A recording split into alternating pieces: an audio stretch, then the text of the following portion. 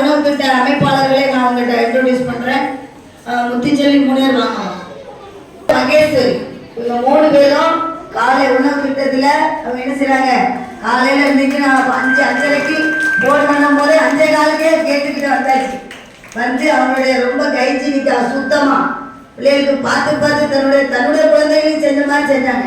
ஏன்னா நான் அதை நான் நேரிலே பார்த்து அவங்க கூட இருந்தேன். வந்து அருமையாக சமைச்சு வச்சுருக்கிறாங்க. இன்னும் அவங்களுடைய பணி மென்மேலும் சிறக்கிறதுக்கு பணியின் சார்பாக நான் அவங்கள 3 பேரையும் வாழ்த்துறேன்.